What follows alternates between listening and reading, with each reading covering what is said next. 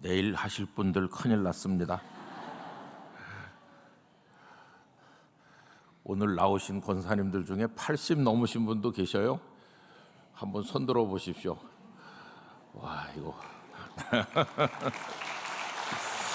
네, 감사합니다.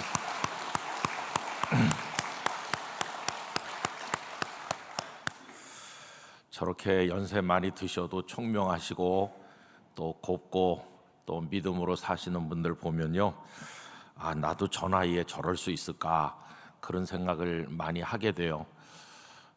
장수하는 것은 하나님의 축복이라고 그랬는데, 우리 은퇴 권사님들 하나님 안에서 다들 안나 여선지자와 같이 되시기를 바랍니다.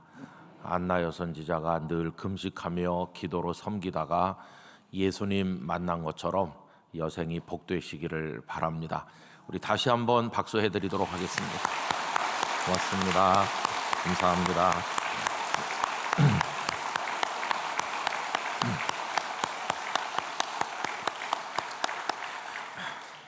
연습 많이 하신 게 여러 군데서 보여요. 다 외우셨지. 또 얼마 만에 하는 건데 우리 잘하자, 그런 마음으로 정성을 다해서 준비하셨다는 게 느껴집니다. 우리 한국 교회는 뭐 옛날 예수님 때도 그랬지만은 여성도들이 아니면은 참 제대로 아마 움직이기 어려울 겁니다. 예수님 때도 제자들은 변죽만 울리지, 사실은 예수님을 이름 없이 따라다녔던 많은 여인들이 가진 것으로 다 예수님의 일행을 섬기고, 또 베다니의 마르다 마리아만 해도 그렇고 곳곳에 정말 주님을 사랑했던 분들이 다 여성들이었어요. 부활하신 예수님을 제일 먼저 만난 이도 막달라 마리아였고, 또 다 도망가고 그러는데 그 여인들은 십자가 아래까지 와서 예수님을 올려다보며 지켜보지 않았습니까? 그러니까 이 남자들 참 심각하다, 그런 생각이 들기도 하고, 그 이후로 오늘에 이르기까지도 교회가 여성 성도들의 헌신으로 인해서 많이 모든 일들 참 많이 하고 있죠. 그래서 교회에서는 우리 권사님들 참 귀하신데 세월이 빨리 지나서 다 은퇴들 하셨고 그렇습니다. 우리 후배들은 선배들 잘 본받고 또 그 뒤를 잘 이으셔서 우리 영락교회가 아름답게 하나님 앞에 서기를 간절히 원합니다. 특별 새벽 기도회 오늘 금요일인데 새벽에 안 오시던 분들은 며칠 하면 좀 피곤하시고 그럴 때도 됐어요. 열대야가 돼서 밤에 깊은 잠도 못 주무시기도 하는데 새벽에 함께 해주시는 분들께 감사드립니다. 제가 부산에 잘 알던 장로님, 지금은 하늘나라에 가셨는데 그 장로님은 성결교단에서 참 충성하시던 장로님이세요.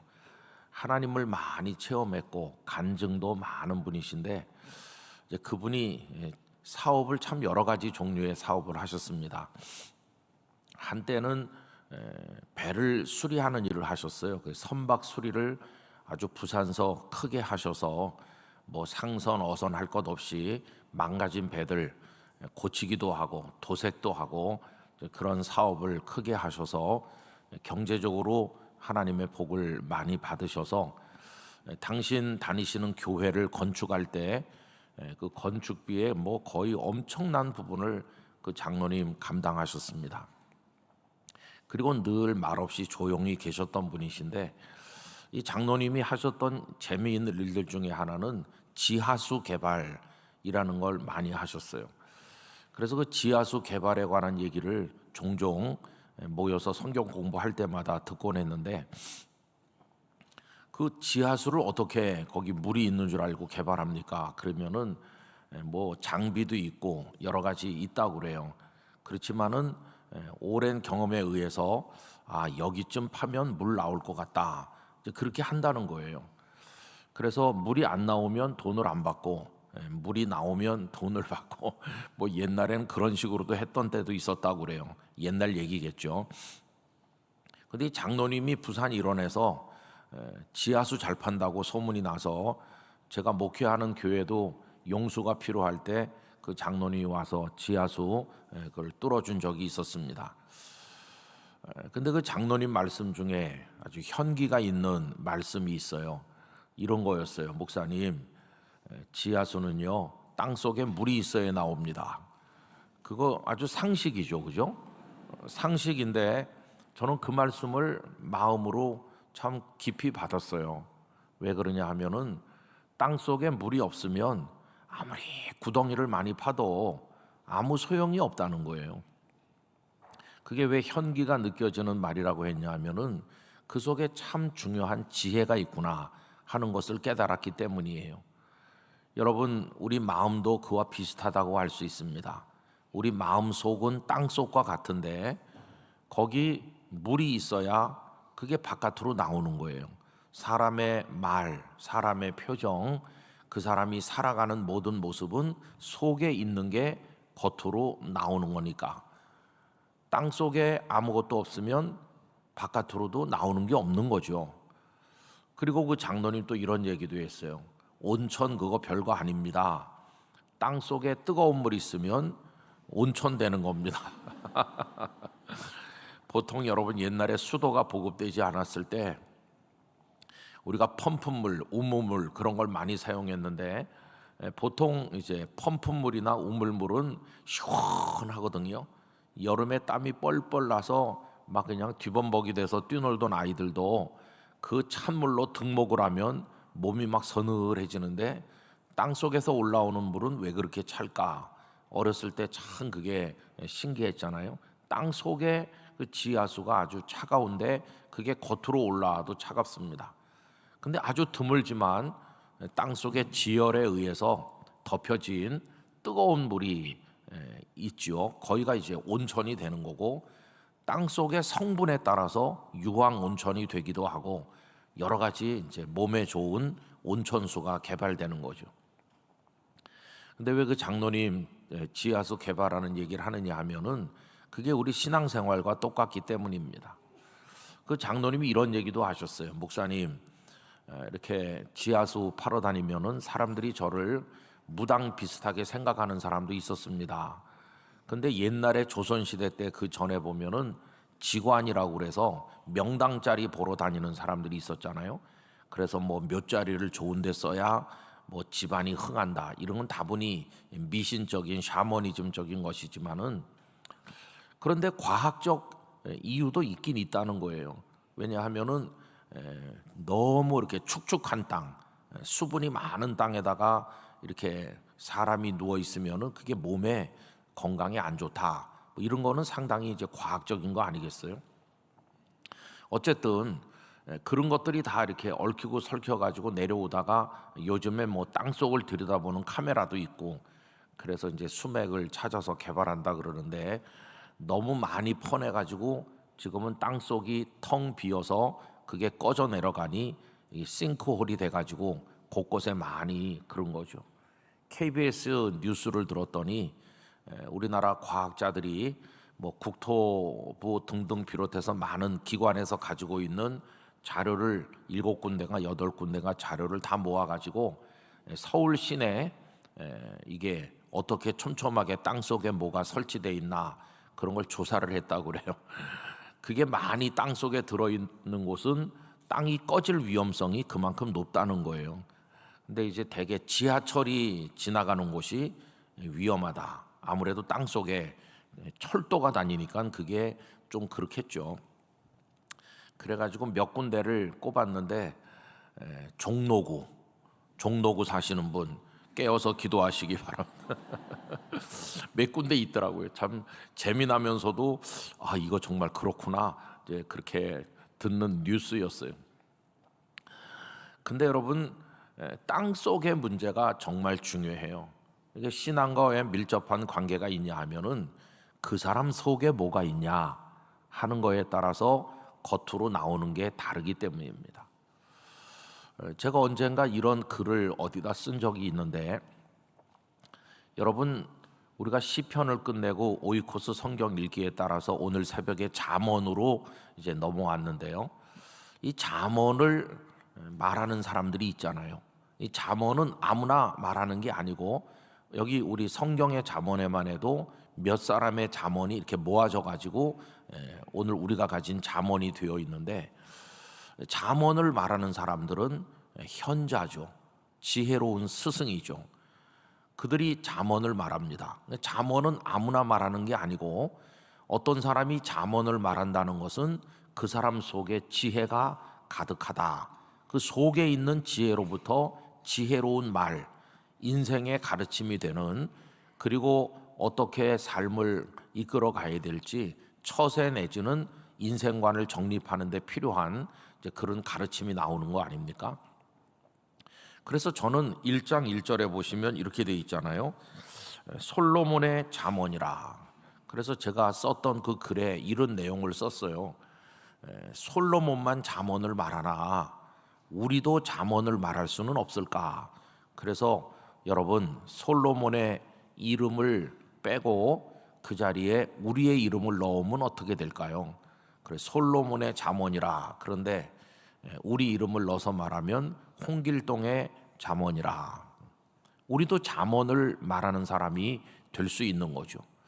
나중에 우리 자손들이 세월이 많이 지난 다음에도 우리 어머니께서, 우리 아버지께서, 우리 할머니, 할아버지께서 내게 남겨주신 한마디가 내 인생을 사는데 버팀목이 되고 나를 어리석은 길로 빠지지 않도록 도와주고 있습니다. 그러면 그 자손에게 그 부모가 남긴 한마디가 잠언이 되는 거예요.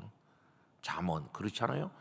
그래서 우리가 잠언을 많이 남기는 사람으로 살면 참 좋겠다, 그런 생각이 들어요. 그럼 잠언은 아무나 남기는 건 아니지 않습니까? 잠언을 말할 수 있으려면 우리 속에 지혜가 있어야 되는 거죠. 여러분, 누군가가 잠언을 남긴다고 말할 때 가장 기본적인 것은 뭐 들으나 마나한 얘기, 쓸데없는 얘기는 그건 잠언이 아니에요. 그러니까 입으로 말한다고 다 잠언인 건 아니고, 정말 오히려 사람을 더럽히고 사람의 마음을 망가뜨리는 나쁜 말도 많이들 하고 살잖아요.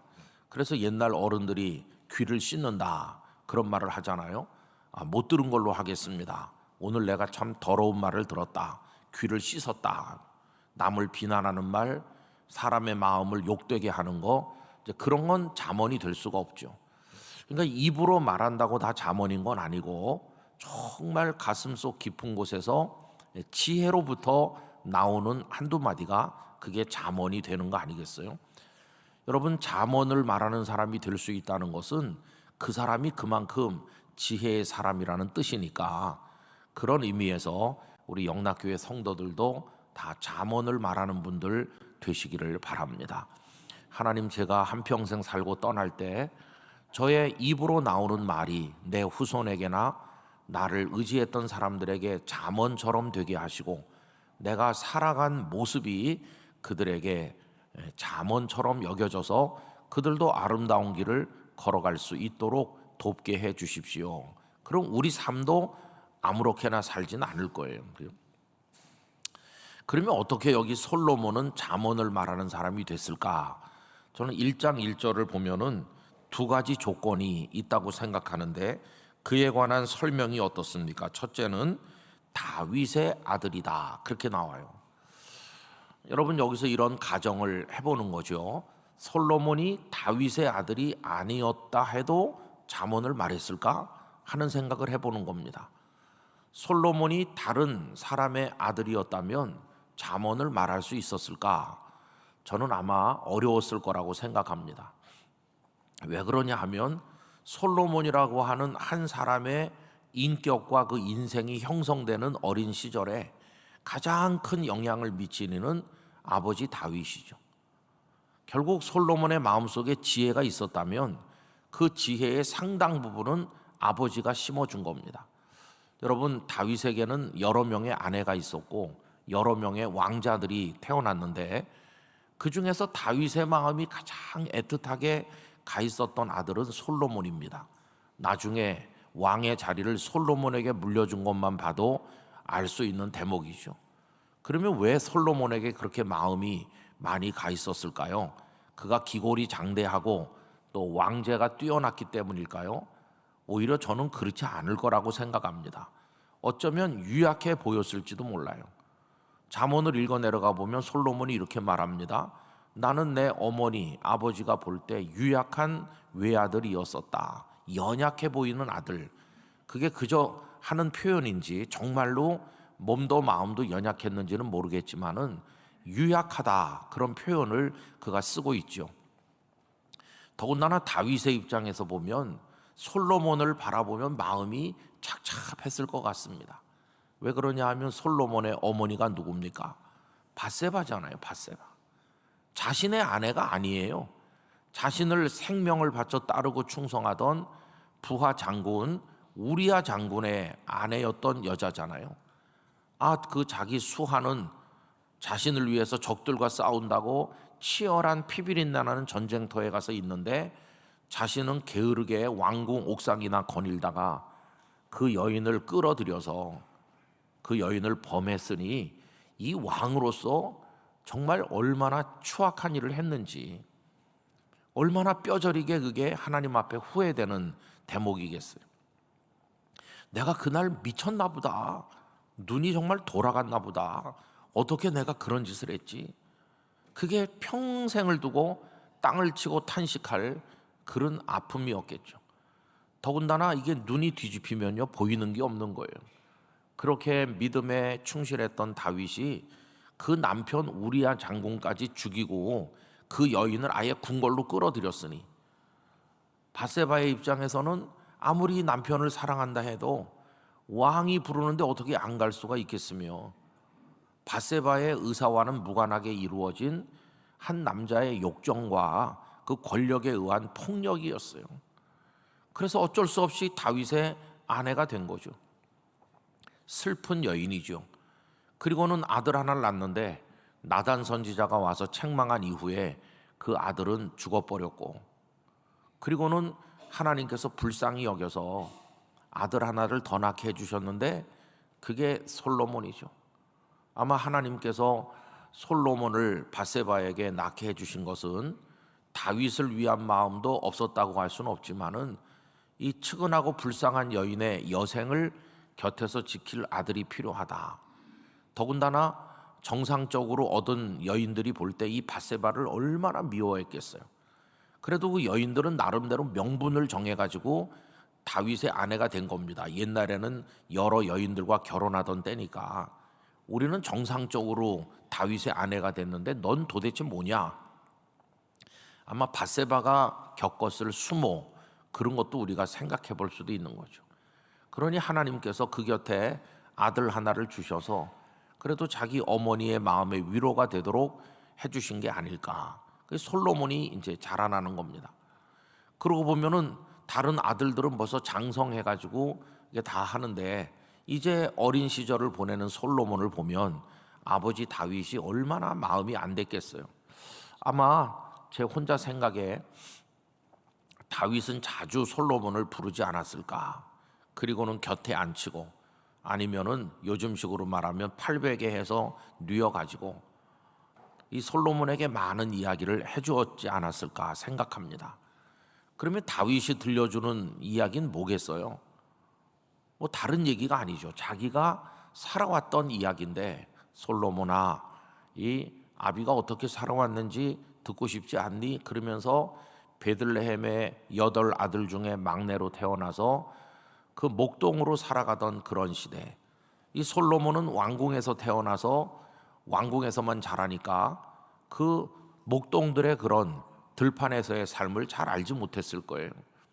그때 이 애비는 막내였고 형들에게 미움받았고 우리 집은 아주 작은 저 시골 구석에 베들레헴에 있었고, 그리고 이 아버지는 맨날 그 맹수들과 맞서서 양떼를 몰고 다녔단다. 그러면 어린 솔로몬이 눈을 반짝반짝하면서 그 얘기를 신기하게 들었겠죠. 그러다가 골리앗을 이기게 된 이야기며 그 전에 사무엘이 와서 기름 부은 이야기, 뭐 그러면서 전쟁터를 누비던 이야기, 그리고 사울 왕에게 쫓겨다니던 이야기 등등 할 얘기가 얼마나 많겠어요. 아마 그런 이야기를 들려주었을 것입니다. 그러면 여러분 그 이야기의 주인공은 누구였을까요? 다윗 자신이었을까요? 아닙니다. 다윗 자신이 아니라 그 모든 일을 가능하게 하신 하나님이 주인공이시죠. 솔로몬, 하나님께서 어느 날 이 철없는 애비 나에게 찾아오셔서 기름 부어 주셨단다. 하나님께서 나에게 골리앗을 이기게 하셨단다. 하나님께서 보잘것없는 목동인 나를 이스라엘의 왕이 되게 하셨단다. 다 하나님이 하신 거란다. 너도 하나님만 의지하면 훌륭한 인물이 될 수 있단다. 하나님이 내 안에 계셔야 된다. 절대로 너는 하나님의 뜻을 어기면 안 된다. 그러면서 아마 그 밧세바 얘기를 하지 않았겠어요. 솔로몬, 내 어미는 불쌍한 여자야. 부끄러운 과거를 말하지 않을 수 없었겠죠. 그러면 솔로몬은 눈을 동그랗게 뜨고 무슨 얘기인가 해서 들었겠죠. 내 어미의 마음속에 슬픔과 아픔이 많으니 네가 효도해야 된다. 그리고 어머니 잘 모셔라. 뭐 그런 얘기도 하면서 너는 나처럼 하면 안 된다. 하나님의 뜻을 잘 따라야 된다. 이렇게 많이 얘기했을 것 같아요. 여러분, 솔로몬의 그 영혼의 깊은 땅 속에 지혜가 있었다면 그 지혜를 심어준 분은 그 아버지 다윗이었을 것이다. 다윗이 바쁜 틈틈을 시간을 내서 아들에게 들려주었을 하나님 이야기, 살아온 자신의 인생 이야기, 그 모든 것 속에 역사하신 하나님의 사랑과 하나님의 선하심, 이런 것들을 많이 말해주니까 솔로몬 속에도 그게 쌓이는 거죠. 여러분, 우리들의 후손들에게도 하나님을 경외하는 믿음과 그 믿음으로 사는 자에게 주시는 하나님의 축복을 심어주시기를 바랍니다. 그러면 그게 우리 자녀들의 마음에 지혜가 될 것입니다. 그 다음에 두 번째로 이 솔로몬이 잠언을 말할 수 있는 이유는 1절을 계속 보면 다윗의 아들이라고만 말하지 않고 이스라엘 왕 솔로몬이라고 말했습니다. 솔로몬이라고 하는 한 사람은 그 아버지 다윗과의 깊은 관계 속에서 지혜를 얻었고 또 그는 이스라엘의 왕으로서 지혜를 얻었을 것이다. 그는 어려서부터 이스라엘 민족이 어떻게 형성됐으며 어떻게 나라를 세우고 살게 됐는지를 배웠을 것입니다. 아마 그 이야기는 저 거슬러 올라가서 아브라함에게서부터 시작했겠죠. 우리 이스라엘로 말하자면 아브라함이란 분이 계셨는데 하면서 갈대아 우르를 떠난 아브라함이 하란을 거쳐서 가나안에 내려오고 어떻게 이삭이 하나님의 기적 가운데 태어나고 또 야곱과 12아들을 통해 12지파가 형성됐는지, 애굽에서는 어떻게 살았는지, 그 이후 출애굽하고 홍해와 광야의 여러 기적들을 통과하면서 여기 가나안까지 와서 살게 됐는지를 아마 왕자들에게는 다 훌륭한 스승들이 있어서 역사 교육을 잘 했을 것이다 하는 생각을 해보는 거죠. 그럼 이스라엘의 역사라는 건 결국 무슨 역사입니까? 다른 역사가 아니라 고난의 역사입니다. 한 사람 아브라함에서 시작해서 무수한 고난을 뚫고 내려온 민족이죠. 그리고 그 고난의 역사는 뒤집어 말하면 고난 속에 있는 자들을 건지시는 하나님의 구원의 이야기이기도 하죠. 결국은 그는 이스라엘 역사를 통해서 자기가 지금 이스라엘의 왕이 되어 있는 입장에서 이스라엘 민족이 겪었던 고난, 그 고난 속에서 당신을 드러내신 하나님의 그 사랑과 능력, 이런 걸 이제 배우고 그게 그의 마음속에 지혜가 된 것이죠. 결국 아버지 다윗을 통해서 솔로몬의 가슴 속에 지혜가 심겨졌고 또 이스라엘 역사를 공부함으로써 그 고난과 하나님의 사랑을 통해서 그의 가슴 속에 지혜가 심겨진 거죠. 솔로몬의 가슴 속에는 마치 지하수가 흘러야 물이 바깥으로 나올 수 있는 것처럼 지혜의 강이 흐르고 있는 것이고 그 지혜의 강으로부터 퍼올린 것이 잠언이었다, 그렇게 얘기할 수 있습니다. 그럼 여기서 여러분 우리는 이런 생각을 해볼 수 있죠. 내 가슴 속에는 어떤 지하수가 흐르고 있나? 퍼올려봤자 오염이 너무 심해서 마실 수도 쓸 수도 없는 그런 더러운 물이 흐르고 있는 것인가? 아니면은 모두의 목을 시원하게 해줄 수 있는 생명의 물이 내 가슴 속에 흐르고 있는가? 생각을 해봐야 되는 거죠. 잠언을 말하는 사람으로 살길 원한다면 우리의 깊은 영혼 속에 하나님을 향한 믿음의 생수 같은 것들이 흐르고 있어야 된다고 생각합니다. 결국은 우리 속에 하나님이 자리하고 계실 때 그 하나님으로부터 지혜의 말, 지혜의 삶이 솟아나올 수 있는 것이죠. 여러분, 그런 의미에서 오늘 새벽에 함께하는 모든 성도들의 영혼 속에 지혜의 근본 되시는 하나님이 임재하여 계시기를 원합니다. 이거는 다윗이 솔로몬에게 말해주고 이스라엘의 고난의 역사가 솔로몬에게 말해준 거지만 오늘 우리의 인생에도 똑같이 얘기할 수 있어요. 꼭 부모님에게 그걸 들어야만 되는 것은 아니죠. 여러분, 우리가 지금까지 몇십 년을 살고 있는데 또 앞으로 얼마나 더 살지는 모르겠는데 지난 세월을 한번 가만히 이렇게 멈춰서서 반추해 보시기를 바랍니다. 기억을 못하는 어린 시절부터 시작해서 기억을 못하는 시절의 이야기는 들려주신 부모님의 말씀을 통해 대충은 알 수 있을 것이고, 그리고 이제 철이 들기 시작하면서 어린 학생 시절 또 청년 시절 거치면서 오늘에 이르기까지 살아온 우리 인생의 궤적을 한번 더듬어서 살펴보면 그것이 우리에게 말해주는 지혜가 있을 거예요.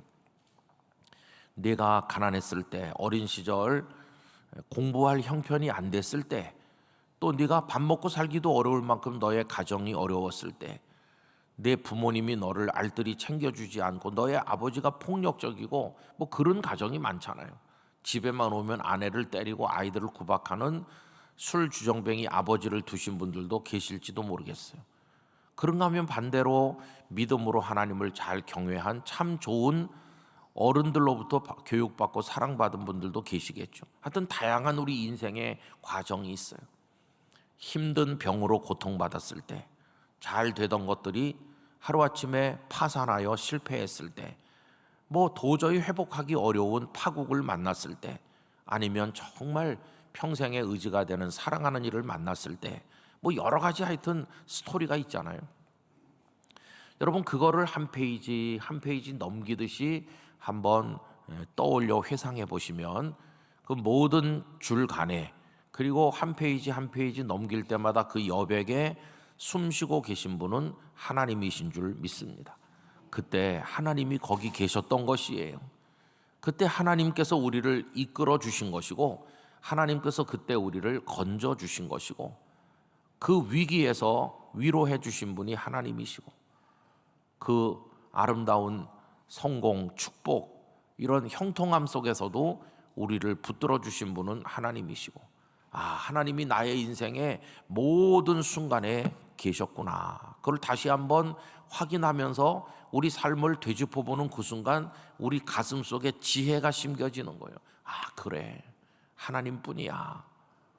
다윗의 이야기를 통해, 이스라엘의 고난의 역사를 통해 솔로몬의 가슴 깊은 곳에 하나님이라고 하는 샘의 근원 같은 분이 자리 잡으신 것처럼 우리 인생을 살아오는 오늘까지의 과정을 통해서 우리를 사랑하신 하나님을 떠올리고 감사하는 걸 통해서 우리 영혼 속에도 하나님이 든든하게 자리 잡으시게 될 것입니다. 그게 샘의 근원이 되는 것이고, 그 하나님이 지혜의 원천이 되시는 것이죠. 그러면 그 하나님을 깊이 바라보고 하나님을 묵상하면 우리도 잠언을 말하는 사람이 될 수 있다 하는 것입니다. 결국 결론적으로 얘기해 보면 누가 잠언을 말하는가라고 질문할 때 그 영혼 깊은 곳에 하나님이 계신 사람이 잠언을 말할 수 있다는 것입니다. 하나님을 떠나면 잠언은커녕 그 얘기를 들으면 귀를 씻어야 될 더러운 말만 하는 사람이 될 것이고, 절대로 너는 저 사람처럼 되지 말아라, 남들이 그렇게 말하는 사람이 될 수밖에 없을 것입니다.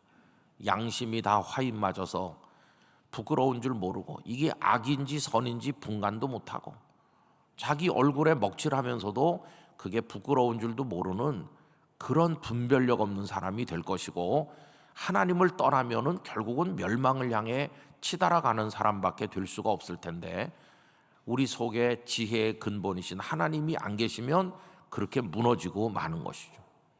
그래서 이 잠언은 여호와 하나님이 지혜와 지식의 근본이라는 걸 여러 군데서 이야기하고 있어요. 그게 오늘 읽은 본문인 7절이죠.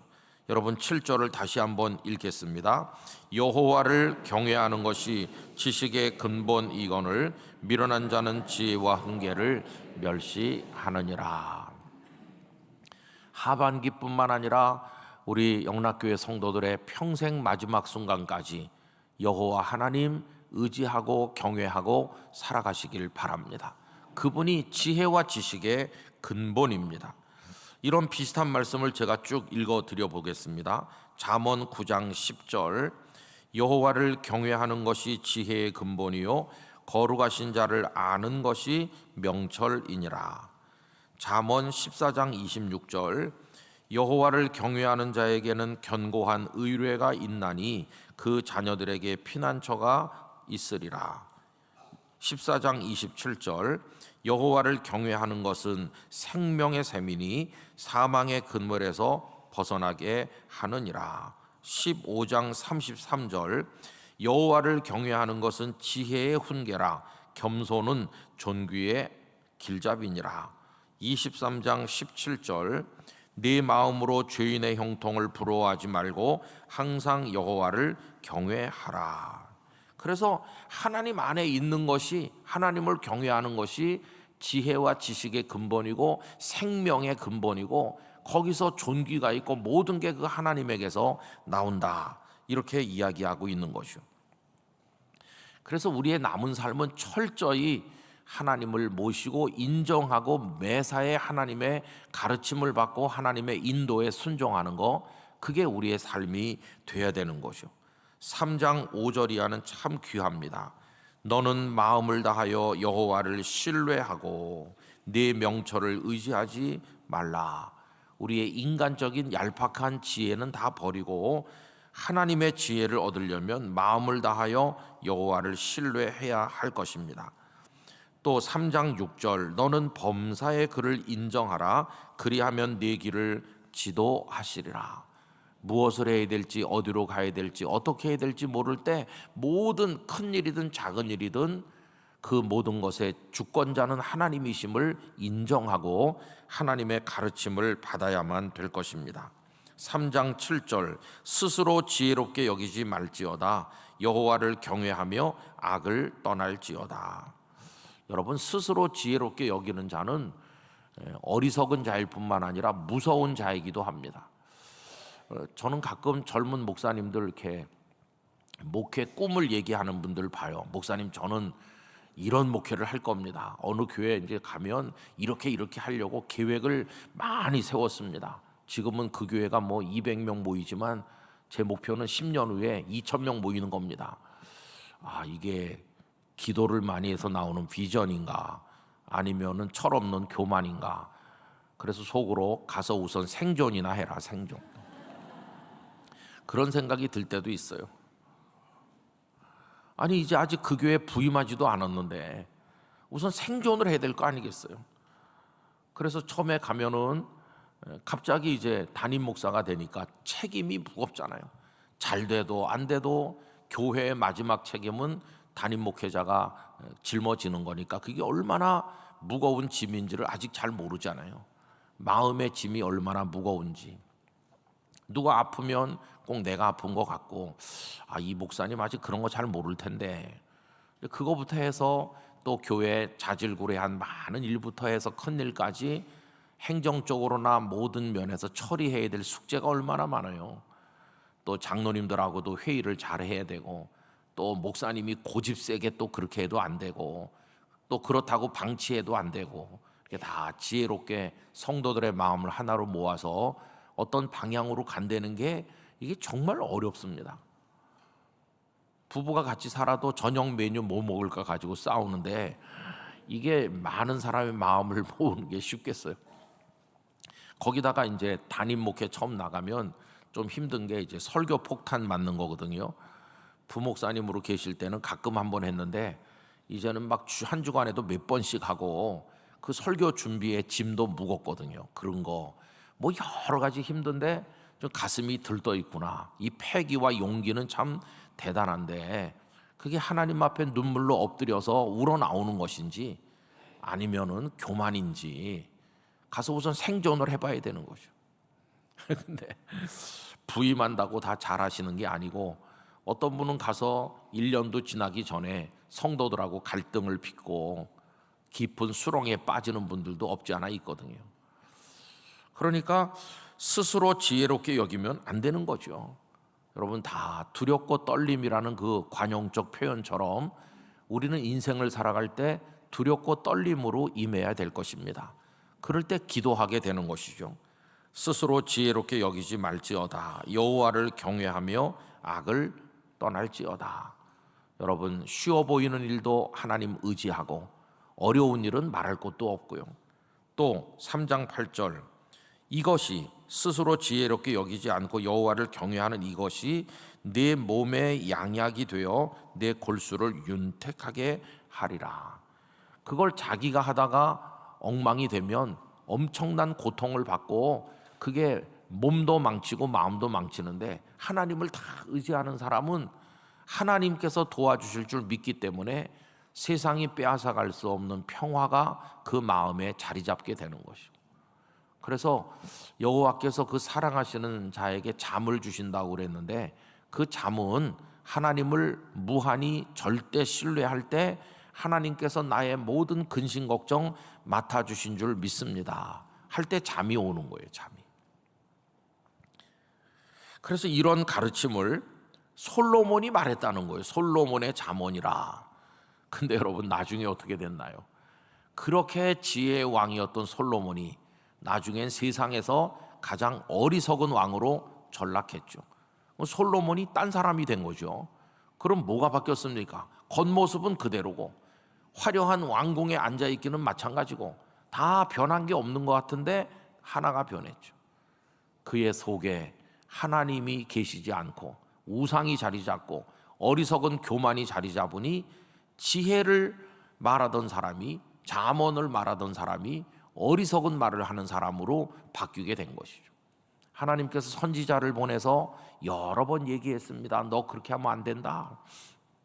그래도 아버지에게 어린 시절 들었던, 이스라엘의 왕으로서 깨달았던 모든 건 다 어디로 갔는지 사라져버리고, 그는 수많은 여인들을 끌어들이고 뭐 이렇게 저렇게 하고 그 여인들이 가져온 우상을 같이 숭배하고 그렇게 나라도 망치고 자기도 망치는 어리석은 자가 되었고, 결과는 그의 나라가 둘로 쪼개지는 돌이킬 수 없는 비극이 초래된 거 우리 잘 알고 있지 않습니까?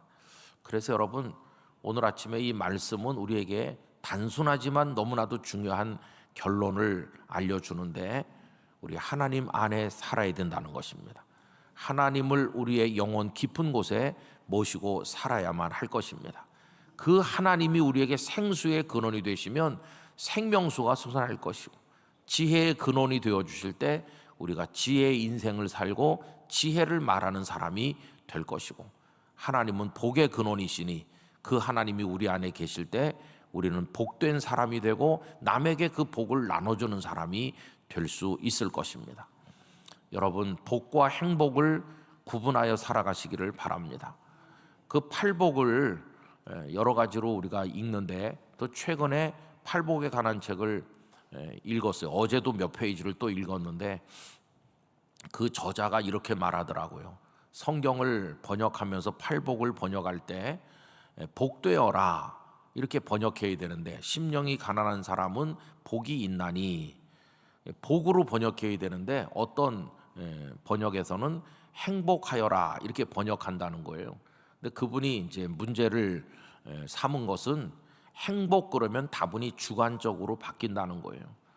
내가 느끼기에 나에게 좋은 거, 그게 행복이라고 많이 생각하잖아요. 요즘 사람들이 쓰는 행복 그러면은 그런 주관적인 내가 좋은 거. 그런데 주님이 말씀하신 거는 그런 행복이 아니고 하나님이 기준이 되셔서 주시는 복이라는 거예요. 복은 우리를 영생으로 인도하지만 어떤 행복은 우리를 파멸로 인도하는 것이니까, 그래서 하나님이 주시는 복을 그대로 받는 것이 그게 진정한 복이라는 걸 알 수 있어요. 그 하나님은 복의 근원이시니 그 하나님이 우리 안에 계시면 아브라함에게 복을 주시고 복의 근원이 되어서 만민을 복되게 한다고 하셨던 것처럼 우리 영락교회 성도들로 인해서 후손이 복을 받고 주변 사람들이 복을 받게 될 줄로 믿습니다. 솔로몬으로 인해서 후손이 저주를 받은 거죠. 나라가 쪼개졌고 결국 망했으니까 솔로몬은 가슴속에 계시던 하나님을 몰아내고 우상을 끌어들임으로써 그렇게 된 것이죠. 여러분들이 남은 생에 철저하게 시작도 하나님이요 마침도 하나님이요 모든 것이 하나님 되시도록 하나님을 모시고 살면 우리도 잠언을 살아내고 잠언을 말하는 복의 사람이 될 줄로 믿습니다. 그런 모습으로 살아가시는 우리 모든 영락의 식구들이 되시기를 진심으로 축복합니다. 기도하겠습니다.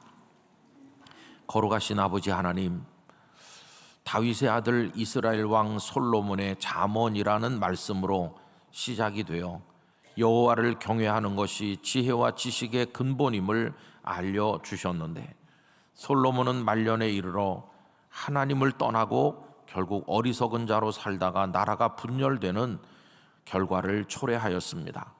저희들이 남은 인생을 살아갈 때 교만하지 않게 하시고 어리석은 말과 삶을 쏟아내지 않게 하여 주시고 잠언을 살아내며 잠언을 남길 수 있을 만한 지혜의 사람이 되게 하시고 주여 그러기 위해서 저희 속에 모든 것에 근원되는 하나님 모시고 하나님이라는 샘으로부터 아름다운 것들을 끌어올리는 사람 되게 하여 주옵소서. 지혜의 근원, 생명의 근원, 복의 근원 되신 하나님께서 우리 영락교회 성도의 가슴 속에 영혼 속에 언제나 살아계시고 말씀하시고 은혜와 복을 주옵소서. 오늘 우리 은퇴 권사님들께서 하나님을 찬양했습니다. 평생 영락교회와 복음을 위해 헌신하신 주님의 여종들이십니다. 아버지 하나님, 여생의 영과 육의 강건함, 정신의 총명함, 후손이 믿음 안에 잘 성장하는 아름다운 복을 주시고 교회를 위해 드리는 간절한 기도가 영락교회와 성도들에게 이루어지게 하여 주옵소서. 오늘 하루 무더위 속에서도 영락의 성도들의 행함과 오고 감을 지켜 보호하여 주옵소서. 이제는 생명의 근원 되신 예수 그리스도의 은혜와 복의 근원 되시며 지혜이신 아버지 하나님의 사랑과 성령님의 교통하심이 함께한 모든 주님의 백성 위에 영원히 충만하시기를 축원하옵나이다. 아멘.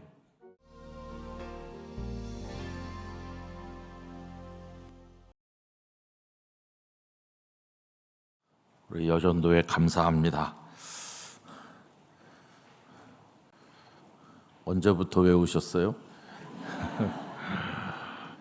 외워서 부르는 게 참 어렵죠. 네. 저 같은 목사도 설교하면은 이렇게 다 외워서 하는 게 어려운 겁니다. 훨씬 더 공이 들어야 되는 건데 우리 찬양을 다 외우셔서 준비를 많이 하셨다는 뜻이겠죠. 월요일부터 오늘까지 새벽마다 찬양해 주신 분들이 계시고 또 기도를 맡아 주신 분들이 계십니다. 또 차량 안내, 또 주방에서 음식을 장만하셔서 우리를 대접해 주신 많은 손길들, 또 배식해 주신 분들 한 분 한 분께 다 감사를 드리고 또 오늘 아침에 식사를 공개하는 장로님 가정에도 감사를 드립니다. 어제 저녁에는 금요기도회가 있었고 새벽에 또 이렇게 모이셨고 조금 있으면 또 올라가야 되고 야 바쁘다 바빠. 그리고 내일 또 오셔야 되고 그래도 기쁘시죠? 네, 늘 이렇게만 살 수 있으면 얼마나 좋겠어요. 건강하고 감사하고 이렇게 새벽마다 모든 수고를 맡아주신 분들께 감사드리고 우리 여전도회가 오늘 대미를 장식해 주셨는데 뜨거운 박수 한번 더 보내드리겠습니다. 고맙습니다.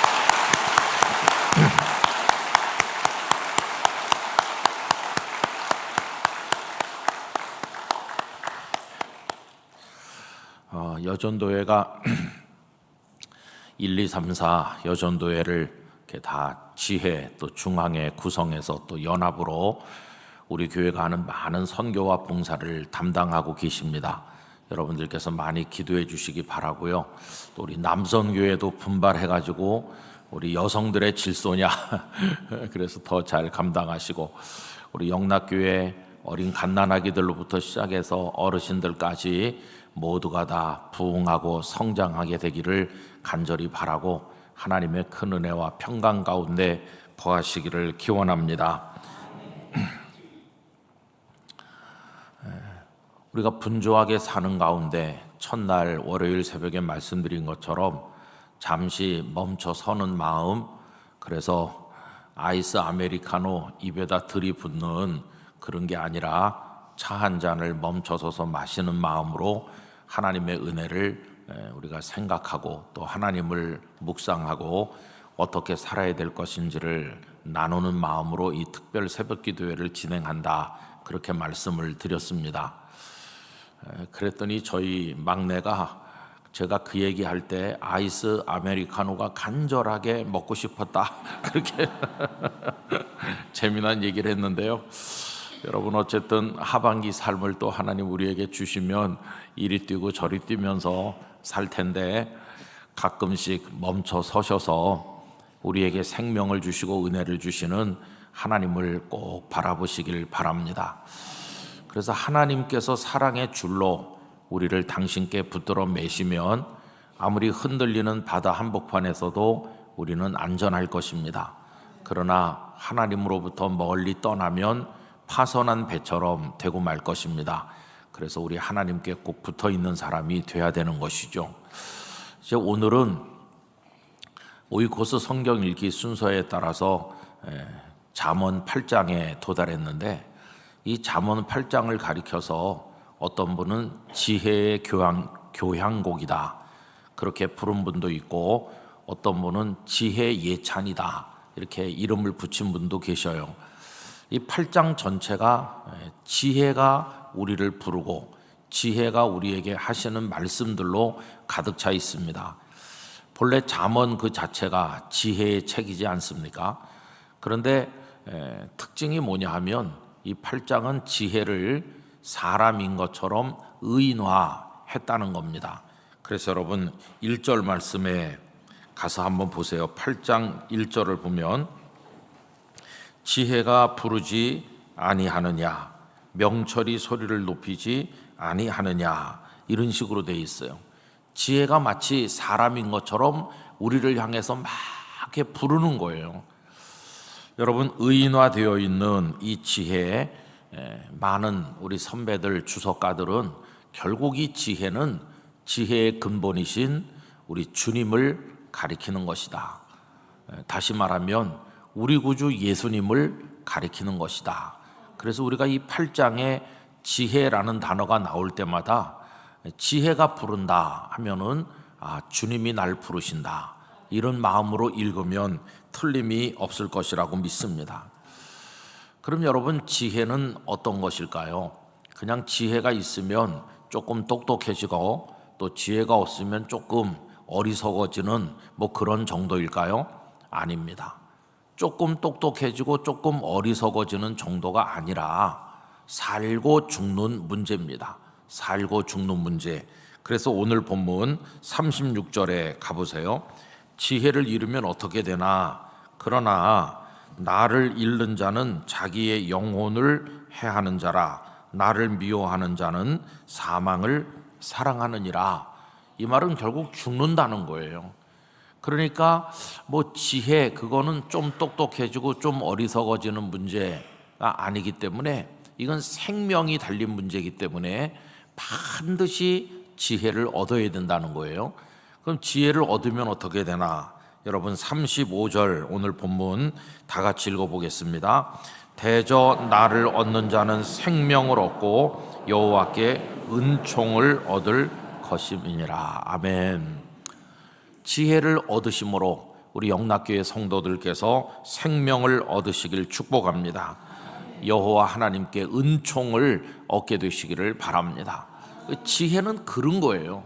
그러니까 뭐 지혜를 얻어도 그만 안 얻어도 그만 그런 문제가 아니고, 내 생명이 거기 있기 때문에, 그리고 하나님의 은총이 거기 있기 때문에 반드시 지혜를 얻어야 된다 하는 것이죠. 그런데 아까 1절에서 지혜가 우리를 부른다 그러지 않았어요? 그러면서 그 지혜를 우리 주님으로 생각하면 틀림없다고 그랬는데, 여러분, 주님께서 이 땅에 오셔서 하신 일을 가만히 생각해 보면 주님은 사방으로 다니시면서 사람들을 부르셨다는 걸 알게 됩니다. 주님의 부르심 이렇게 하면은 제일 유명한 말씀 떠오르는 게 뭐가 있을까요? 수고하고 무거운 짐진 자들아 다 내게로 오라. 그 말씀이 탁 떠오르잖아요. 그 어떤 분이 이렇게, 그 뭐 통계 조사는 아니지만은 당신이 사방에서 이렇게 간증 또 책자 뭐 이런 거 읽고 들으면서 많은 사람들이 회심하고 돌아온, 그랬을 때 그에게 은혜가 되었던 말씀이 어떤 게 주로 있을까? 마치 우리가 좋아하는 찬송가가 있는 것처럼 한국교회 성도들이 회개하고 우리 주님께 돌아올 때 가슴에 꽂혔던 말씀들 중에 어떤 말씀들이 유명한가 이렇게 나름대로 조사를 해봤더니 그 제일 많이 사람들이 얘기한 귀절이 그거예요. 수고하고 무거운 짐진 자들아 다 내게로 오라.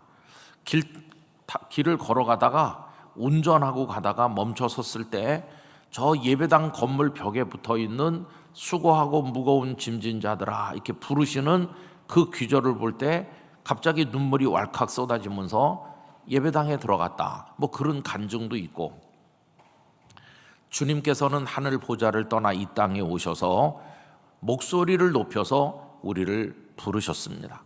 그래서 갈릴리 여러 마을에 다니셨고 또 사마리아 마을에도 가셨고, 그리고 유대 여러 고을로 예루살렘 그 길거리로 다니시면서 목소리를 높여서 외쳐 부르셨는데, 그 갈릴리 이 마을 저 마을 예루살렘 뒷골목까지 포함해서 거기가 바로 사람들의 인생의 무대고 우리도 거기 서 있었던 한 사람이라고 할 수 있습니다. 여러분, 우리들의 삶의 길거리 어디에선가 주님은 우리를 불러주신 겁니다. 얼마나 감사한지. 많은 사람들이 그냥 지나쳐 가는데 주님은 우리를 손목을 붙들고 당신에게 오게 하셔서 우리가 오늘 새벽에도 이 자리에 있게 된 것이죠. 수고하고 무거운 짐진 자들 부르신 주님은 이 땅에서 지치고 피곤한 사람들을 부르셨습니다. 외로움에 눈물 짓는 사람들을 불러주셨습니다. 성공한 줄 알지만 사실은 멸망으로 떨어지기 직전인 어리석은 자들도 불러주셨습니다. 교만이 하늘을 찌르는 자들도 불러주셨고, 무엇보다 인간의 힘으로 해결할 수 없는 죄와 사망에 빠져 있는 자들을 불러주셨고, 사탄의 손바닥에서 놀아나고 있는 불쌍한 우리들을 불러주셔서 당신의 품에 안아주신 것입니다. 그게 바로 구원의 은총인 것이죠. 근데 복음서 말씀을 마태복음부터 요한복음까지 읽어보면 우리 예수님 앞에 무수한 군상들이 등장하는데 결국은 둘 중에 하나입니다. 주님의 부르시는 음성에 아멘하며 두 손 들고 달려나온 사람과 못 들은 채 하거나 외면하거나 거부한 사람, 이렇게 둘로 나눠진다고 하는 걸 알 수 있어요. 어떤 이들은 자기 집 문설주에 귀대고 엿듣는 그 시 속에 등장하는 처녀처럼 구원의 소식이 들려오기를 간절히 기다리다가 맨발로 버선발로 뛰쳐나오듯 한 사람들도 있습니다. 여러분, 예를 들면 혈루증 여인 같은 이가 대표적이라고 할 수 있어요. 예수님께서 그 여인의 집에 찾아가시지도 않았고 그 여인을 특정해서 부른 것도 아닙니다. 그냥 예수님은 가버나움 거리를 많은 사람들과 지나가고 계셨을 뿐인데 이 여인은 어디서 예수님의 소식을 들었는지 막 달려나왔어요. 혈루 근원으로 그 질병으로 고통받던 이 여인은 사람들이 많이 모인 곳에 올 수 없는 한계를 가지고 있었음에도 예수님 한 분만 바라보고 달려나왔어요. 그리고 그 옷자락에 손을 대면 나을 줄 믿었어요. 성경에 언급되고 있는 다양한 믿음에 관한 말씀 가운데 그 옷자락에라도 손을 대면 내가 고침받을 것이다. 전 정말 아름답고 가슴을 저미는 믿음의 이야기라고 생각합니다. 여러분, 그 길거리에 무수하게 많은 사람이 그 여인의 안타까운 사정을 알기나 했겠어요? 그 여인이 다 무너져 내려가고 있는 고통을 누가 알겠어요? 아무도 모르는데 그 여인은 예수님을 향해 달려 나온 것이죠. 그 여인의 마음속에는 주님이 그 길거리를 걸어가신다는 것 자체가 자신을 부르는 음성으로 들렸을 것입니다. 내가 지나가고 있으니 내 딸아 빨리 내게로 나오너라, 그렇게 들렸을 겁니다. 그렇게 나온 사람도 있고, 또 예수님 지나가실 때 부르시는 그 주님의 음성을 마음으로 듣고 자기도 외쳐 주님을 부른 사람이 있죠. 여리고 성문 입구에서 구걸하던 거지 안 못 보는 바디메오가 그런 사람이죠. 다윗의 자손 예수여 나를 불쌍히 여기소서, 그러면서 더 크게 소리 질러서 주님을 향해 외쳤습니다. 그 주님을 향한 외침이 사람들에게는 시끄럽게 들렸는지 모르죠. 조용히 해라 이렇게 꾸지람을 했으니까 사람들은 그의 소리를 싫어했겠지만 그의 그 외치는 거친 목소리를 가장 즐겨 들으신 분은 우리 주님이십니다. 우리 주님은 시끄럽다고 하지도 않으셨어요. 오히려 길 가다 멈추셨습니다. 그리고는 그를 내게로 데려오라. 그를 내게로 데려오라는 그 음성이 얼마나 귀한 축복입니까? 그래서 사람들의 손에 이끌려 예수님 앞에 섰을 때 우리 주님께서는 그를 눈뜨게 하셨고, 예수님의 얼굴만 보게 하신 게 아니라 영원한 천국을 보는 은혜를 그에게 허락하여 주셨습니다. 그렇게 주님의 부르심을 듣고 달려나와 은혜를 입은 사람들이 있었는가 하면, 또 복음서 말씀에는 주님께 전혀 무관심하고 귀가 막힌 사람처럼 주님의 외침에 무심했던 사람들도 많이 있었습니다. 귀로는 들었지만 마음으로는 듣지 못하는 사람들이 태반이었죠. 많은 바리새인들, 서기관들, 이런 사람들은 예수님의 말씀을 귀로는 많이 듣고 변론도 했으나 그들의 영혼의 귀는 닫힌 지가 오래여서 하늘로부터 들리는 신령한 구원의 음성을 듣지 못했다 하는 것입니다. 여러분, 결국 누가 복 있는 사람일까요? 주의 부르심에 응답하고 주님의 음성을 듣는 사람이 복 있는 사람이겠죠. 그래서 주님을 만난 사람들의 그 양식이, 그 모습이, 방식이 제각기 다 다른데, 오늘 읽은 본문에서는 문을 얘기하고 있어요. 여러분, 문이라고 하는 것은 참 다양한 의미를 가지고 다가옵니다. 현실 속에서는 바람이 들어오지 않게, 또 안전장치, 여러 가지 용도가 있습니다만은 시적으로, 문학적으로 말하면, 또 영적으로 말하면 문은 참 여러 가지 의미가 있다고 생각합니다. 바깥에서 잠궈버리면, 문을 잠그면 문 안은 감옥으로 변하고 마는 것이죠. 아무리 그 안에 사람이 나오고 싶어도 밖에서 열어주지 않으면 못 나오는데, 이 세상에는 불행하게도 밖에서 문을 걸어 잠그는 경우가 참으로 많이 있습니다. 그래서 갇혀있는 불쌍한 존재가 세상에 많이 있죠.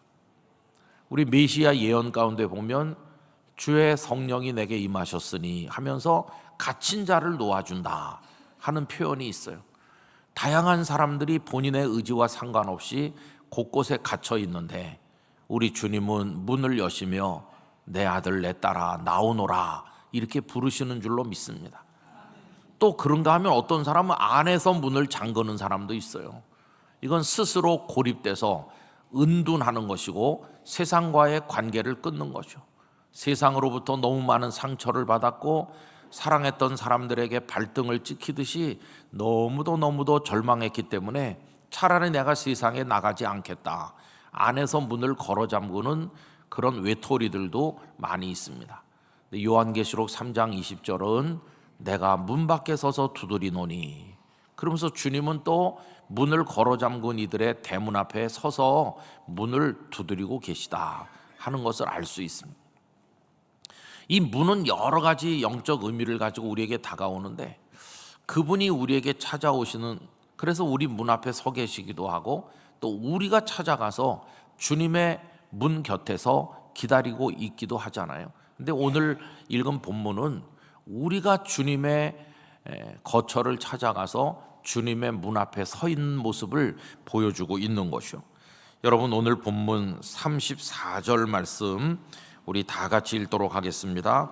누구든지 내게 들으며 날마다 내 문 곁에서 기다리며 문설주 옆에서 기다리는 자는 복이 있나니. 아멘.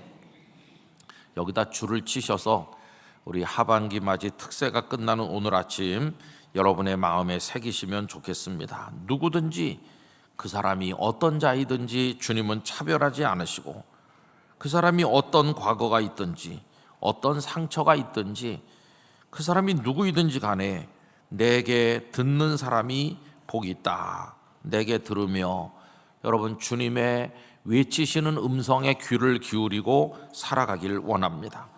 그래서 그 음성을 듣기를 사모해서 날마다, 여러분, 하반기 매일매일 모든 순간순간, 낮은 낮대로 밤은 밤대로 날마다 주님의 음성을 듣기를 원합니다. 날마다 매일같이 그렇게 하시길 바랍니다. 날마다. 어떻게 합니까? 내 문 곁에서 기다리며. 내가 주님의 집 문 앞에 왔는데 주님이 안 계신 것 같아요. 그래서 문 앞에 서서 언제 오시려나 이렇게 종종걸음으로 기다리는 모습이 연상되잖아요. 얼마나 사모하고 기다리면서 안타까워하는 건지, 빨리 오셔야 될 텐데 그런 게 느껴지죠. 문설주 옆에서 기다리는 자는 복이 있나니. 이 기다림은 사모함을 나타내는 표현이죠. 주님, 제가 여기 있습니다. 어서 속히 오십시오. 당신의 집 대문 앞에 와서 기다린 지가 오래입니다. 그런 모습으로 주님의 은혜를 사모하는 우리 모습이 돼야 된다 하는 것이죠. 하반기에는 어떻게 살까? 여러 가지 얘기를 할 수 있지만은 마지막 결론적인 얘기를 한다면 주님을 사모하는 마음으로 살아가길 원합니다. 주님의 문 앞에서 기다리길 원합니다. 종종 말씀드렸던 박목월 장로님의 윤사월이라는 시 속에 등장하는 산직이, 그 집의 그 눈먼 처녀는 눈이 멀어서 집 바깥에 나가질 못해요. 얼마나 안타깝습니까? 그래서 문설주에 귀를 대고 바깥에 새가 우짖는 소리를 듣고 송악가로 날리는 그 계절의 아름다움을 느껴보려고 간절한 마음으로 귀를 대고 듣는다고 그러잖아요. 근데 여러분, 우리는 뛰쳐나갈 수 있어요. 문을 열고 뛰쳐나가서 주님을 향해 달려갈 수 있는데, 그럴 수 있는 믿음도 여건도 다 주셨는데 그냥 가만히 문 안에 웅크리고 있다면 우리 주님께서 오히려 섭섭해 하실 것입니다.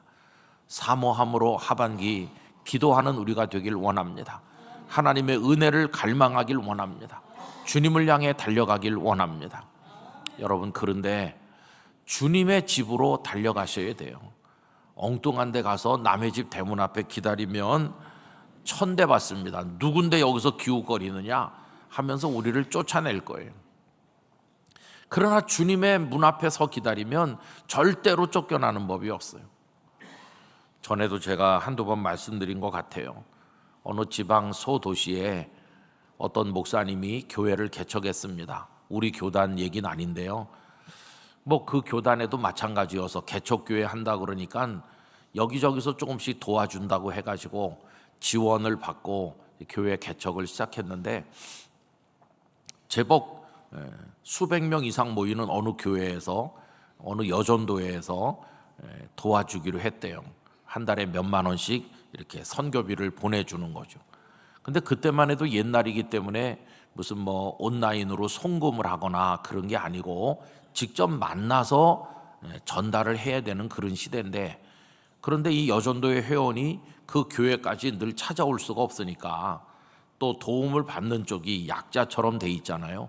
그래서 이 목사님이 한 달에 한 번씩 그 교회를 찾아가는 거죠.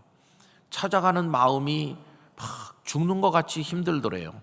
이 얘기를 그 목사님이 저한테 한 2번 했어요. 긴 시간에 걸쳐서. 저보다 연세가 한둘 많으시고 지금은 일단 목회를 은퇴하신 상태인데 그 얘기 들은 지가 제법 오래됐습니다.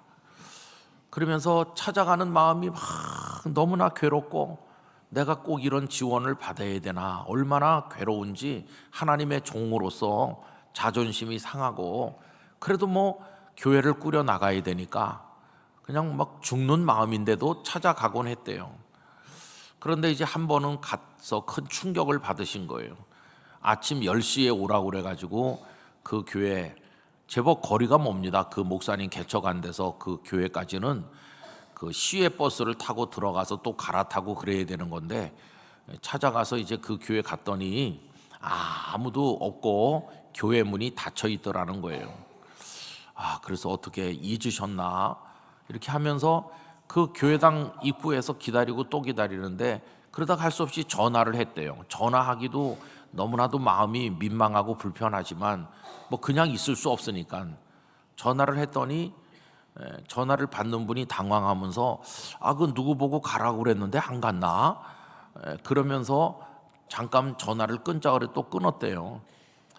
그러고 보니까 이 여전도회 회원들 사이에 의사소통이 잘 안 돼가지고, 그래서 누구 보고 가시라 그렇게 했는데 그분은 또 뭐 잘 연락을 못 받았는지 뭐 이러고 저러고 하여튼 그래가지고 뭔가 착오가 생긴 거예요. 그러면 누구라도 빨리 뛰어와야 되는 거 아닙니까? 제일 빨리 올 수 있는 분이 목사님 와서 기다리고 있는데 벌써 한참 동안. 그런데도 빨리 안 와가지고 결국 그날 오후 4시 넘어서 누가 왔대요. 그래서 그 봉투에 든 몇만 원을 받아가지고 돌아오면서 하염없이 울었대요. 오늘 하루 종일 복음도 못 전하고 설교 준비도 못하고 교회 빗자루질이라도 한번 해야 되는데 청소도 못하고, 내가 여기 와가지고 이거 지금 뭐 하는 거냐 도대체. 내가 거지냐. 내가 여기서 아침 10시에 여기 오기 위해서 새벽부터 준비해가지고 왔는데, 그래갖고 이제 오후 4시 넘어서 누가 와서 죄송합니다 목사님 이렇게 하지도 않고 동냥하듯이 그냥 이렇게 주고, 그거 받아가지고 돌아서면서 진짜 막 혓바닥을 깨물고 결심했대요. 주님, 내가 다시는 지원받지 않도록 하겠습니다. 내가 흙을 파먹어도 내가 다시는 찾아오지 않겠습니다. 이제부터 내가 주님만 찾아가겠습니다. 주님만 의지하겠습니다. 그날 얼마나 가슴 속에 눈물이 나고 통곡을 하고 그랬는지 다 전화해가지고 이제 우리 교회는 지원받지 않기로 했습니다. 그렇게 다 끊었대요. 뭐 굶으면 굶지 그런 마음으로 주님만 바라봤대요. 그 목사님은 주님의 집 대문 앞에 찾아간 겁니다. 주님은 나를 외면하지 않으실 거다. 그렇게 한 겁니다. 어떻게 됐을까요? 그 도시가 그래도 소도시지만 인구가 몇십만 되는 도시인데 거기서 제일 큰 교회로 하나님 축복해 주셨어요. 제일 큰 교회로 부흥했어요. 그 목사님에게는 덤으로 성령의 능력이 임했어요. 밤낮 기도만 하고 엎드려 있었더니 하나님의 영이 역사해가지고 성령의 능력으로 무장하고 말씀의 권세를 얻었어요. 만약에 사람의 대문만 두드렸으면 계속 그 물질적 지원받고 그 목사님이 여전히 인간적인 방법으로 했을 거예요. 성령의 능력을 경험하지도 못했을 거예요. 그런데 주님의 대문 앞에 가서 엎드렸더니 하늘의 영광이 임한 것이에요. 세상에 지원이 없어도 주님이 그분을 붙들어 주셨어요. 저도 그 교회 가서 집회도 했고 또 그 목사님이 제가 목회하던 교회 오셔서 집회도 했는데 그분을 볼 때마다 야, 그런 뼈저린 아픔이 있었구나. 그래서 이분은 거듭났구나. 예수님을 믿고 죄인이 의인된 것도 거듭난 거지만은 한 사람의 주님의 사람으로 주님만 바라보기로 결단하는 또 한 번의 중생을 이분이 경험했구나.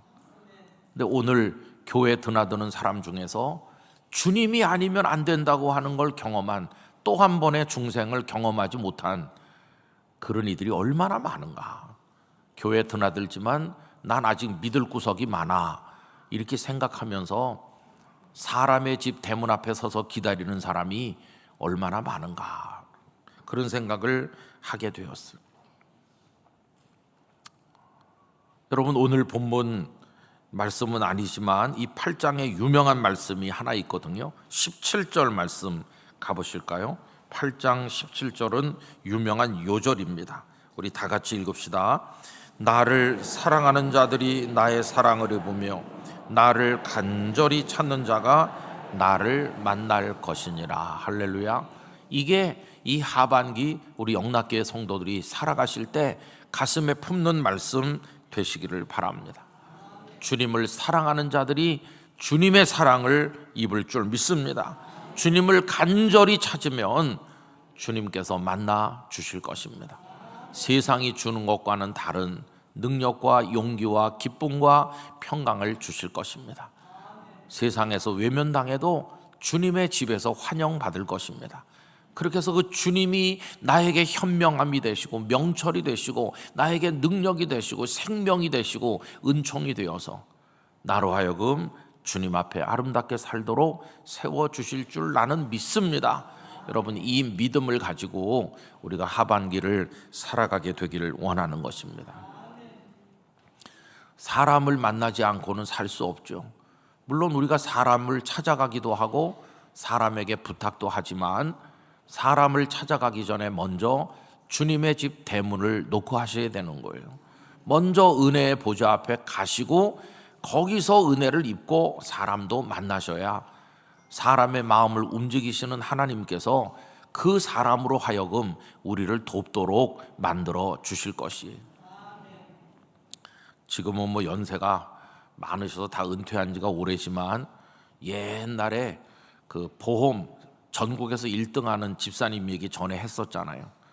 어떻게 해서 보험 1등을 전국에서 매년 하냐 그랬더니 그분 간증이 간단해요. 모든 문 앞에서 먼저 기도합니다. 그래서 뭐 회사 사장님 방을 놓고 하든지 어딜 가든지 문 앞에 서서 주님 문 열게 해주세요. 그 사람이 마음 문 열게 해주세요. 이렇게 들어가서 앉아서 얘기하면 그 사장님이 한꺼번에 막 수억짜리 계약도 사인해 주시고 그래서 하나님께서 다 이렇게 해주셨다고. 그게 그분의 간증이었어요. 사람의 마음을 열어야 될 때 하나님의 마음이 먼저 열려야 될 줄 믿습니다. 사람에게 은혜를 입게 하시는 분도 하나님이시거든요. 느헤미야가 예루살렘이 다 무너져 있다는 소식을 듣고 하나님 앞에 통곡하고 금식하고 회개하며 기도한 이후에 가서 그 성을 다시 쌓아야 될 텐데 그러려면 아닥사스다 왕의 허락을 받아야 되거든요. 이 왕이 괘씸하게 생각하면서 그래 무너진 성을 다시 쌓고 네가 거기서 왕이라도 될 생각이냐? 이러면 목이 달아날 수도 있잖아요. 사람에게 은혜를 입어야 되는데 그가 한 일이 뭡니까? 왕과 왕비가 그 앞에 앉아 있을 때 그는 그 옆에 서 있으면서 하늘의 하나님께 먼저 묵도 마음속 기도를 드리고 입을 열어서 말했더니 그들의 마음이 움직이면서 느헤미야를 총독으로 임명해주고 그가 가는 모든 길에 편의를 제공해주고 그리고 여러 가지로 도와준 걸 우리가 알잖아요. 여러분 하반기에도 사업도 하셔야 되고 또 사람도 만나고 여러 가지 거래도 하시고 뭐 공부도 하고 많은 거 하셔야 되는데 제일 먼저 해야 될 것은 주님의 은혜를 먼저 얻는 것입니다. 주님의 은혜. 목회도 똑같은 거죠. 어떤 목사님이 어느 교회 부임하면 야, 그 교회 장로님들, 권사님들, 집사님들하고 내가 어떻게 잘 지낼 수 있을까? 이렇게 걱정이 태산이겠지만 주님의 은혜를 먼저 받고 가면 다 성령께서 성도들의 마음이 활짝 열리게 해주시는 거예요. 그래서 성도들의 마음에 하나님의 은혜가 먼저 임하면 목사가 죽을 써도 그분들이 살이 통통 찌면서 목사가 잘해서 교회가 부흥되는 게 아니고요. 주님이 하시는 거거든요. 주님. 모든 게 주님의 손에 있습니다. 주님의 17절 말씀 아까 읽었는데 이 말씀대로 이 하반기에 주님을 사랑하시고 주님을 간절히 사모하시길 바랍니다. 그리고 이제 살아가시면서 이번에 주제가 잠깐 멈춰 서자 그런 거 아니에요. 여러분 그런 마음으로 주님 앞에 자주 멈추세요. 그래서 주님을 부르시고 마음을 통하는 기도를 하시고 주님의 말씀 한 구절을 여러분의 마음 깊은 데다 새겨 넣으시고 이 말씀을 붙들고 그렇게 하반기를 살아가신다면 틀림없이 하나님께서 우리에게 은혜를 주실 겁니다. 저는 우리 교회 창립 80주년인 올해를 맞이하면서 이런 기도를 많이 드렸어요. 우리 교회가 80주년 여러 가지 일 하겠지만은 우리 성도 개인과 개인이 하나님의 큰 은혜를 받는 한 해가 되게 해 주십시오. 기념비적인 한 해가 되게 해 주십시오. 그전에는 경험하지 못했던 하나님의 세계를 맛보도록 각자에게 역사해 주십시오. 그런 기도를 늘 드리고 있어요.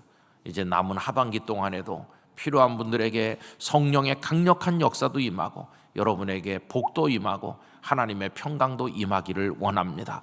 눈물을 닦아주시는 하나님의 사랑이 이 하반기에 함께하기를 바라고, 우리 영락교회는 날마다 기쁨이 충만하고 새 가족들이 와서 여기서 위로를 받고 상처받은 이들이 와서 주님의 은혜 가운데 펄펄 뛰고 춤을 추고, 이 교회가 어디나 다 들썩들썩하고 교회 학교도 그렇고 어르신들도 그렇고 다 행복하고 하나님의 영광을 찬송하는 살아있는 영락교회가 되길 간절히 원합니다.